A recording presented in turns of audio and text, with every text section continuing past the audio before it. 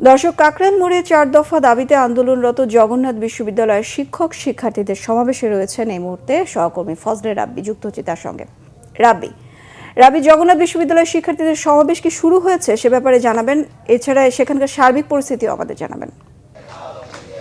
জি ধন্যবাদ বিভাস। আপনি জানেন আজ কিন্তু তৃতীয় দিনের মতো যে জগন্নাথ বিশ্ববিদ্যালয়ের শিক্ষার্থীরা যে ৪ দফা দাবিতে আন্দোলন করছে, সেই আন্দোলন কর্মসূচি শুরু হয়েছে। ঠিক আধা ঘন্টা আগেই কিন্তু আসলে এখানে শিক্ষার্থীরা এসে জড়ো হয়েছে এবং তারা স্লোগান দিচ্ছে। দেখছেন আমার ঠিক পেছন সাইডটা, এখানে কিন্তু আসলে শিক্ষার্থীরা স্লোগান দিচ্ছে তাদের যে হল দাবি এবং আগামী অর্থবছর থেকে যে ৭০% শিক্ষার্থীকে আবাসন বৃত্তি সহ যে ৪ দফা দাবি, এই ৪ দফা দাবিতে তারা কিন্তু স্লোগান দিচ্ছে। এখন দেখতে পাচ্ছেন যে শিক্ষকরাও কিন্তু আসলে এখানে উপস্থিত হয়েছে এই মাঝে।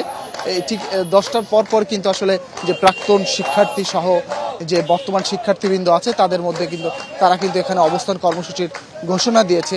এখন পর্যন্ত কিন্তু আসলে যে পরিমাণ লোক হওয়ার কথা বা জনসমাগম হয় সচরাচর, সেরকম লোক সমাগম এখানে কিন্তু আসলে দেখা যাচ্ছে না। তবে শিক্ষার্থীরা বলছে কিছুক্ষণের মধ্যেই কিন্তু আসলে এখানে বিভিন্ন প্রাক্তন শিক্ষার্থী সহ যে বর্তমান যে শিক্ষার্থীরা আছে তারা কিন্তু আসলে জড়ো হবে এবং তাদের যে দাবি দেওয়া, সে দাবি দেওয়া কিন্তু আসলে তারা পেশ করবে। এবং আপনি জানেন যে গত পরশু কিন্তু আসলে এই শিক্ষার্থীদের পরে হামলা চালায় পুলিশ। তাদের অভিযোগ যে কোনো শান্তিপূর্ণ কর্মসূচিতে পুলিশ আসলে হামলা চালায়।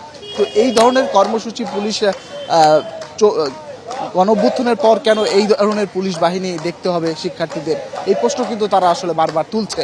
পাশাপাশি তাদের যে দ্রুত যে ৪ দফা দাবি, পুলিশ সেই ৪ দফা দাবি কিন্তু আসলে বাস্তবায়ন না হওয়া পর্যন্ত কিন্তু তারা আসলে এখানে অনড় অবস্থান পালন করবে। তো এই ছিল মোটামুটি আমার কাছে বর্তমান কাকরাইল থেকে সর্বশেষ অবস্থা। বিপাশা। রাব্বি, ধন্যবাদ আপনাকে। দর্শক, জগন্নাথ বিশ্ববিদ্যালয়ে আন্দোলনরত শিক্ষক শিক্ষার্থীদের সমাবেশ থেকে যুক্ত হয়েছিলেন সহকর্মী ফজলে রাব্বি।